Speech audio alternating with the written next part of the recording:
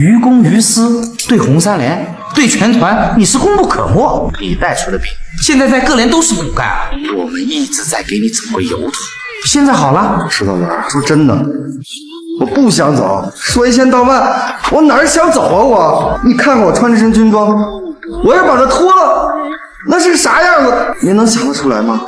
连我自己都想不出来。为什么说老马才是许三多的引路人，而不是史金呢？明明嘉奖已经落到了老马的头上，可他依旧心里过不去，说出了实话。也正是因为老马的诚实，才让团部注意到了许三多，将他送回了钢七连，后面才会成为一名真正的兵王。我们接回上一期白天训练的武装直升机，看到了草原5班修建的路，他们立即回去报告团部。果然晚上电话就打了过来，告知老马隔天就会有领导来问话。可此时的所有人都以为是路上面的五角星太显眼，破坏了部队的哪条规矩。老马猜测是破坏绿化，可薛林表示这方圆10公里都没有牧场。也是，那就是暴露目标。咱们修的这条路啊，成为导弹攻击的目标。就咱这几个人，只一发导弹。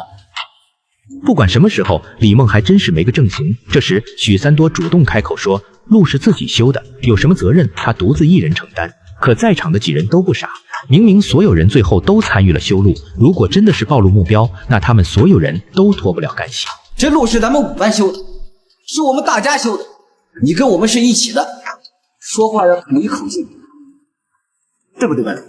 应该说咱们在一个战队。出了事了，大伙儿一起担着。好。薛林眼看李梦不说话，立马询问了他的意见。而李梦也是老样子，思路永远都跟别人不一样。他并不打算承认错误，反而是让大家说修路是为了建设军营、扎根边防做准备。指导员还是个护犊子的人，这样说一定能糊弄过去，顶多就是好心办了个坏事。隔天一早，指导员就赶往了草原5班。见面前，所有人还在叮嘱许三多不要说错话。他们知道许三多太诚实，不准认错，别把事赖你一个人身上。要拦也说了，班长是干啥的？班长就是认错。听到指导员车到了，所有人都急忙往外跑。刚见面就递烟，老魏甚至把老马都拽到了后面。哎，我瞅屋里坐，屋里坐。不是，指导员，那个不是那啥，那个你今儿咋再有空想起来看我们俩？你们几个能整啊？整得我不想起你们来都不行。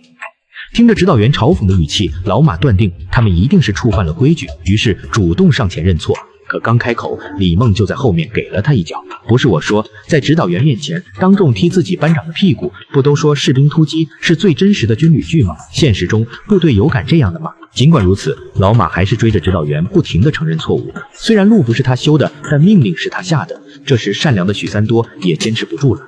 报告指导员，这是我的错，我不知道这个错。要我说，这指导员也是给我看的急眼，明明是好事就直接开口说出来，硬生生的看草原5班的人在这解释。指导员，路是我下令修的，没动功夫，我也不知道犯哪门忌讳。报告指导员，那路是我修的，你要处分就处分我。都闭嘴！那路是5班修的，是出自建设军营的良好愿望。扎根边防，以营为家。先人栽树，后人乘凉啊！行，你们几个抢什么？又不是多大的功劳，功劳不就是一条路？不是一条，好几条了。好几条也按一条算。你们这个顶多算精神可嘉，又不是军事训练上冒了什么错。多一个堂的嘉奖。听到嘉奖，几个人是彻底眼睛冒光了，尤其是爱耍滑头的李梦，立马抢起了功劳，说他们修路是为了扎根边防，为了体现他们的决心，每条路还都是用他们的名字命名。这条是老马路，那条是薛林路，这条是老魏路，前面那是许三多路，中间那个最漂亮的那一块就是李梦路。不敢相信是好事的老马还是一脸懵。李梦依旧是超常发挥，又利用这次好事，准备让指导员阻止老马退伍。指导员，先进嘛，用来形容我们班长那就太简单了。我们班长啊，为了我们几个，从来没想过退伍的事儿。他想家想得哭啊，可他抛头颅洒热血啊。为了培养我们对驻地的感情，所以他带领我们修了这条路。此时的老马已经不想再听他们满嘴跑火车，对着三人就骂出了脏话。这时，不发言的老魏也开始了发挥。班长的手上磨出了血泡，腰也闪了。我们看着班长，我们眼里充满了泪水。我们行，所有人发挥过后，一向沉默的许三多也开了口，说出了实话。班长带我们去看到哪找暴击，其实是暴击多大的，把那个都给弄错了。许三多，可以了啊。那个你的语言组织能力比较差，你就不要再发言了啊。注意看这里，前面几人的解释一个比一个流利，都没有让指导员有什么情绪变化，而许三多只是说了2句就把指导员给逗笑。在指导员的心里，几人的油嘴滑舌都是在做狡辩。好不容易辛苦打造出来的好班长人设，许三多一句话就给拆散了。这搁谁听到，估计都要被许三多蠢笑2声。眼看时间差不多了，指导员也单独把老马叫到了宿舍，刚进门就是咣咣一顿夸。老马，什么叫做得对？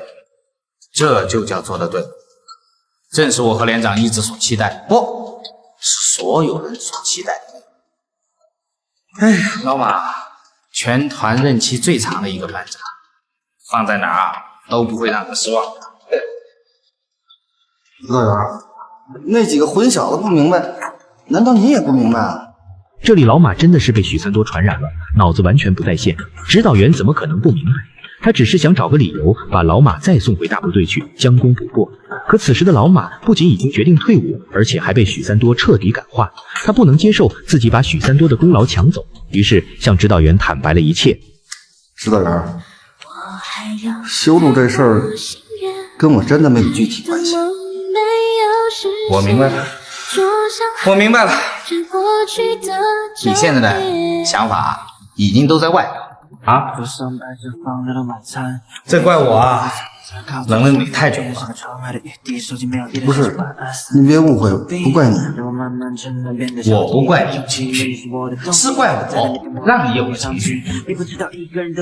你们知道老马一定要退伍的原因是什么吗？以我的理解来看，是老马没有心劲了。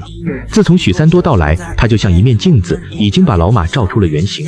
不管他曾经多么优秀，多么模范，可在草原5班的时间，他就是一个废物，一个再也回不去的废物。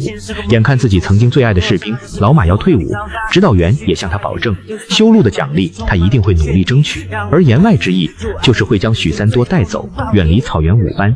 可一心想让老马好的几人回到宿舍，就轮番劝起了许三多。许三多，路是班长修的，你明白吗？